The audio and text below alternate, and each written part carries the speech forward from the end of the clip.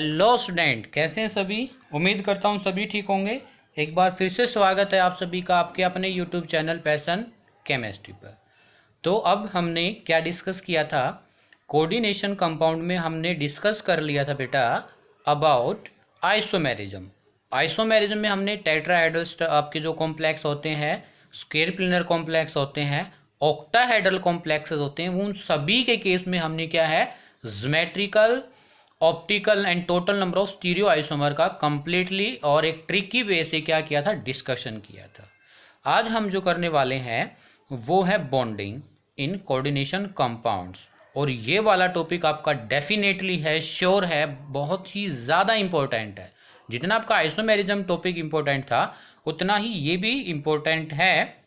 और आइसोमेरिज्म से आप कह सकते हो, बॉन्डिंग से आपका एक क्वेश्चन बिल्कुल डेफिनेट आपके कॉम्पिटिटिव एग्जाम में मिलता है, या आपके जो एग्ज़ाम होते हैं HBSC CBSE वहाँ पर। ये मैं 3 थ्योरी कराने वाला हूँ आपको। फर्स्ट थ्योरी का आज हम डिस्कस करेंगे और कल हम एक अलग थ्योरी करेंगे, फिर उसके बाद एक और अलग थ्योरी करेंगे। तो उसमें आपका क्या कह सकते हो कि ये बहुत ही ज़्यादा इंपॉर्टेंट पोर्शन है। तो आज की जो हमारी थ्योरी है वो है बेटा जी वर्नर थ्योरी। जो बॉन्डिंग थी, कोऑर्डिनेशन कॉम्प्लेक्स में बॉन्डिंग था, तो सबसे पहले थ्योरी थी वो थी वर्नर। कौन सी थी? वर्नर। इन्होंने क्या किया, इसमें जो मेटल्स होते हैं और कह सकते हो आप लिगेंड होते हैं, उनके बीच में किस टाइप से वो उसके साथ अटैच होते हैं, कैसे वो बॉन्डिंग करते हैं, कहाँ पर वो एडजस्ट होते हैं, उस सभी के बारे में वर्नर ने क्या किया, एक्सप्लेन किया। ठीक है, तो आज हम डिस्कस करेंगे वर्नर थ्योरी। तो चलिए स्टार्ट करते हैं। और स्टार्ट करने से पहले सभी बच्चे अपने साथ अपना पेन नोटबुक साथ रखें और अपने नोट्स खुद से प्रिपेयर करें। अगर आप चैनल पर नए हैं तो प्लीज़ चैनल को सब्सक्राइब जरूर करें। और ये वीडियो सभी एग्ज़ाम के लिए वैलिड होने वाला है, चाहे वो HBSC का बोर्ड एग्ज़ाम है, CBSE वाला है, या कोई कम्पिटिटिव एग्ज़ाम है, नीट JEE या PGT STET, सभी के लिए इम्पोर्टेंट होने वाला है। ठीक है, तो चलिए सबसे पहले थ्योरी जो है वो थी वर्नर। कौन आए थे? वर्नर। तो इसी को हम क्या कहते हैं, Werner theory of coordination compound. Werner theory of coordination compound. Coordination compound में क्या है, वर्नर थ्योरी को हम डिस्कस कर रहे हैं। क्लियर है? तो जो वर्नर थ्योरी बेटा ऑफ कोऑर्डिनेशन कंपाउंड, इसके जो मेन पोस्टुलेट है, क्या है main postulate of this theory? Main postulate of this theory. Main postulate, first जो पोस्टुलेट है ए, वो देखिए, metal possesses 2 types of valency. क्या बोला कि मेटल्स के पास 2 टाइप की वैलेंसी होती है। Metal possesses 2 type of valency. 2 types of valency called, उनको हम क्या क्या कहेंगे वो देखिए। जो फर्स्ट वैलेंसी बेटा उसको हम कहेंगे प्राइमरी और प्रिंसिपल और आयनाइजेबल वैलेंसी। प्राइमरी वैलेंसी,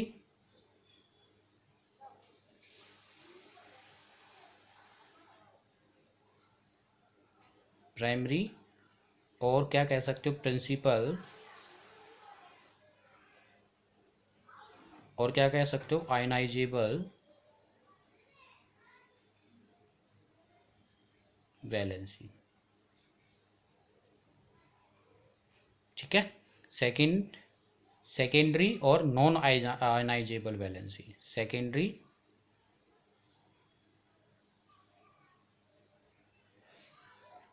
और नॉन आयोनाइजेबल वैलेंसी। तो कितनी टाइप की वैलेंसी है हमारे पास? 2 टाइप्स की, एक को हम प्राइमरी सेकेंडरी और दूसरी हमारे पास सेकेंडरी। इसको हम नॉन आयनाइजेबल, मतलब कि आयनाइजेबल नहीं होगी, और ये क्या होगी, आयनाइजेबल होगी। इसके बारे में बात कर लेते हैं हम।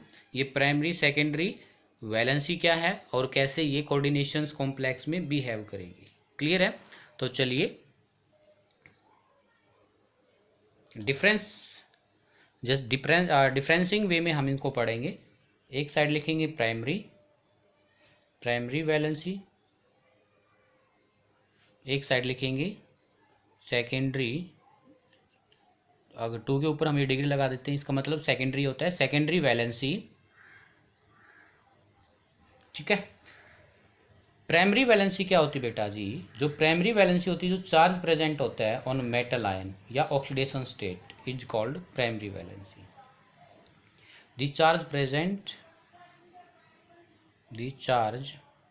Present on the central metal atom और ऑक्सीडेशन स्टेट, या तो चार्ज कह लीजिए या ऑक्सीडेशन स्टेट कह लीजिए, इज कॉल्ड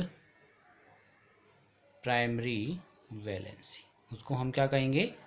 प्राइमरी वैलेंसी कहेंगे। क्लियर है? सेकेंडरी वैलेंसी क्या होगी? The number of monodentate ligand, the number of monodentate ligand attached to metal ion और कोऑर्डिनेशन नंबर, या क्या कह सकते हो, कितने नंबर ऑफ कि लिगेंड अटैच है किसके साथ? मेटल के साथ, या कोऑर्डिनेशन नंबर कितना है, उसको हम क्या कहेंगे? Secondary valency. क्या? और coordination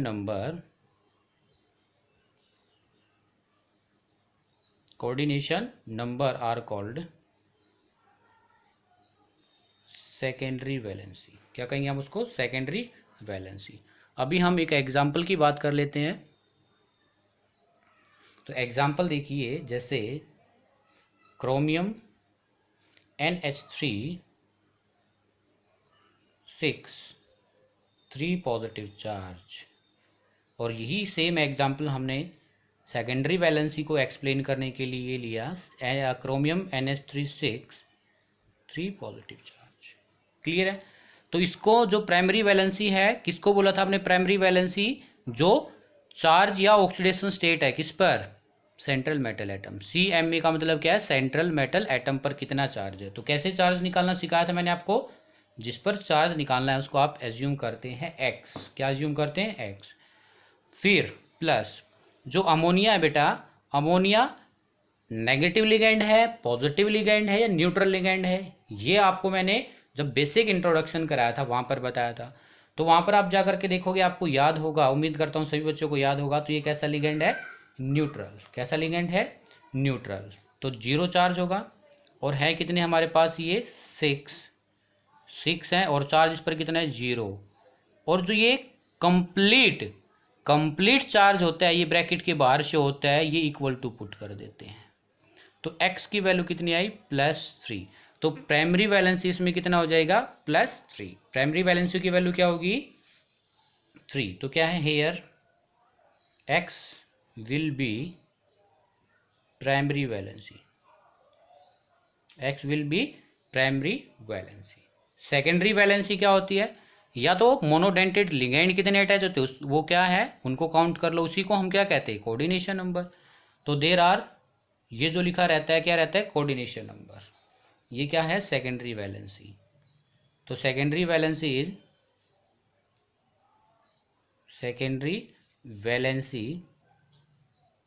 is equal to 6 because the coordination number या total number of a monodentate ligand is 6। ठीक है? सेकेंड पॉइंट क्लियर है? फर्स्ट पॉइंट ही आपके लिए सबसे इंपॉर्टेंट था। अभी फर्स्ट पॉइंट से ही क्या है, आपके जो नेक्स्ट कह सकते हैं आप पॉइंट है वो बनेंगे। ठीक है? Second, primary valency are satisfied by anion.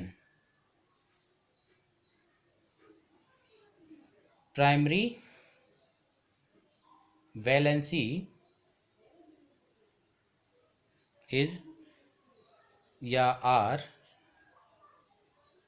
satisfied by anion।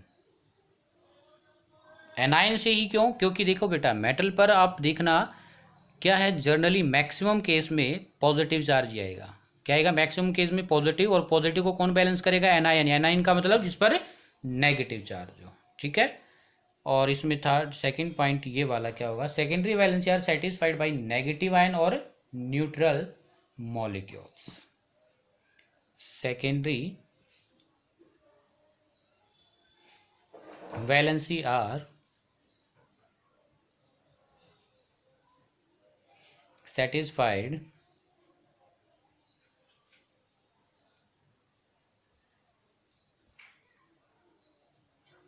by negative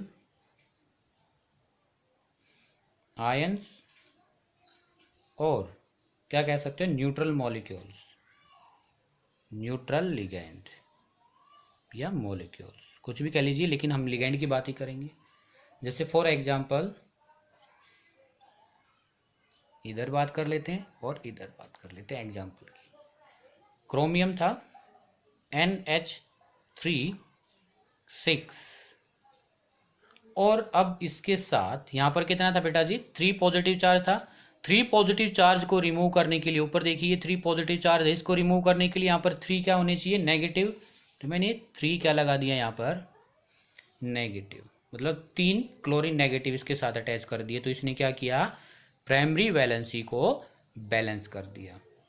अगर हम यहाँ पर लें क्रोमियम NH3 थ्राइस, देखो होनी चाहिए थी इसकी 6, ऊपर हमने देखा होनी चाहिए थी कितनी 6, लेकिन अमोनिया मैंने क्या रखे, 3 रखे। तो 3 क्या है, किसी भी नेगेटिव लिगेंड लगा दीजिए, जैसे मैंने सेम लगा दिए 3, या आप हो सकते हैं यहाँ पर 3 अमोनिया को रिमूव करके 3 वाटर न्यूट्रल मॉलिक्यूल्स लगा दो, ठीक है। तो ये नेगेटिव या न्यूट्रल मॉलिक्यूल्स इसको क्या कर सकते हैं, बैलेंस कर सकते हैं। क्लियर है। इसके बाद third point, primary valency are non directional in nature. Primary valency are non directional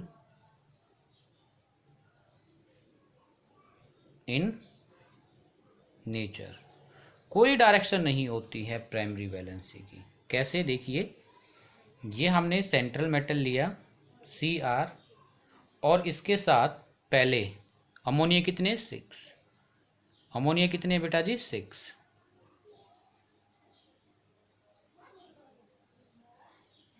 NH3 ठीक है, NH3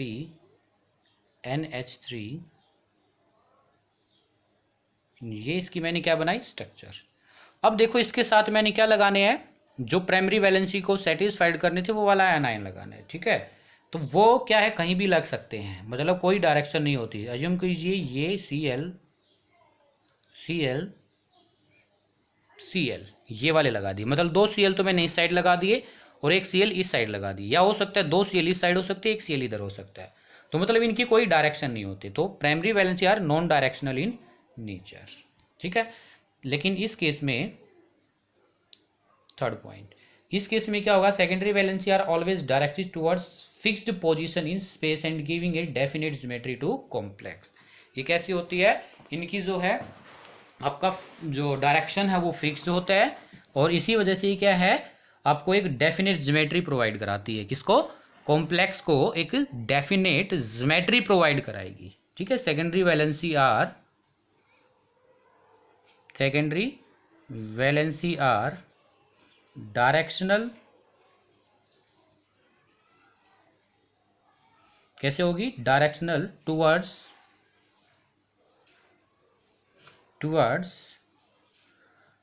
fixed position,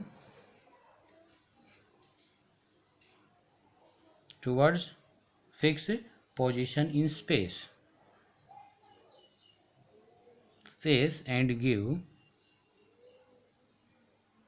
and give a definite geometry to complex,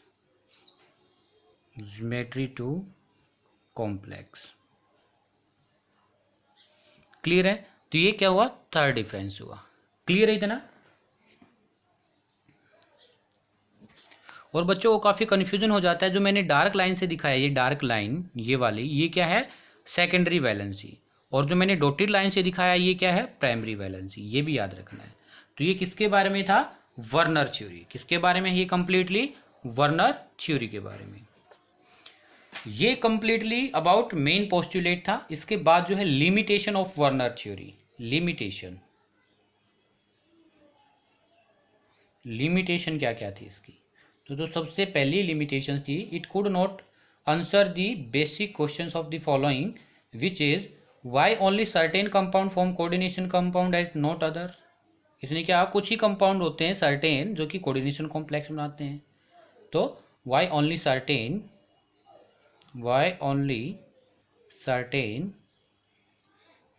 compound form coordination compound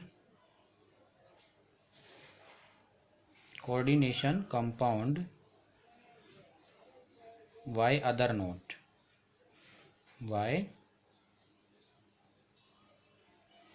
other not, और क्यों नहीं बना पाते। Second, why the coordination sphere has a definite symmetry, why the coordination sphere has a definite symmetry,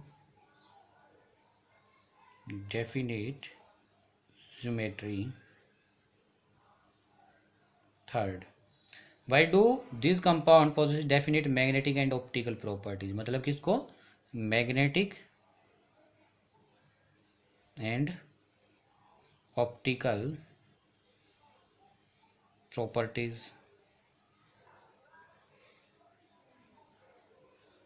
are not explain.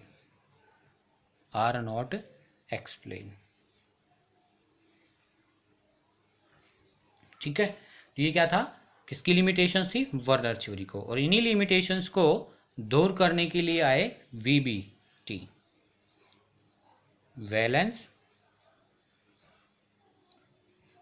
Bond theory, तो valence जो bond theory बेटा जी, ये सब आपके लिए कह सकते हो बहुत ही ज़्यादा इंपॉर्टेंट है। 90 आप कह सकते हो 85% चांस होते हैं इसके एग्ज़ाम में पूछे जाने के। इन एग्ज़ाम बोर्ड का मतलब क्या है, HBSC CBSE में ये वाली पूछी जा सकती है आपसे। ठीक है, तो इसको हम क्या है करेंगे कल। और उससे पहले आपको कुछ बेसिक आइडिया होना चाहिए। आपको जो फर्स्ट ट्रांजिशन सीरीज है, जैसे या फर्स्ट डी ब्लॉक एलिमेंट है, जो फर्स्ट ट्रांजिशन सीरीज वाले कौन कौन से, स्केडियम, titanium, vanadium, chromium, manganese, iron, cobalt, निकल, कॉपर, जिंक। ठीक है, एक तो इनके आपको क्या होनी चाहिए, एटॉमिक नंबर 21, 22, 3, 4, 5, 6, 7, 28, 9 और 30। एक तो एटॉमिक नंबर याद होना चाहिए और एक इनकी इलेक्ट्रॉनिक कॉन्फ़िगरेशन E.C का मतलब क्या है, इलेक्ट्रॉनिक कॉन्फ़िगरेशन। ये आपको मैं होमवर्क दे रहा हूँ बेटा। अगर आपको ये इनके एक तो एटॉमिक नंबर और एक इनकी इलेक्ट्रॉनिक कॉन्फ़िगरेशन आपको नहीं याद होगी तो VBT में आपको प्रॉब्लम आएगी। क्लियर है, तो कल हम बात करेंगे VBT की, और VBT के साथ साथ हम इसमें कुछ स्ट्रक्चर्स की बात करेंगे कि कैसे कौन स्ट्रक्चर्स बनाता है। ठीक है, तो मिलते हैं जल्द ही। तब तक के लिए आप वर्नर थ्योरी को और इसकी लिमिटेशन क्या है, और कल तक आप क्या है 30 तक, 21 से लेकर 30 तक एटॉमिक नंबर और उसकी इलेक्ट्रॉनिक कॉन्फ़िगरेशन टिप्स पर याद रखना है। क्लियर है, तो मिलते हैं जल्द ही। तब तक के लिए bye bye, thank you, see you.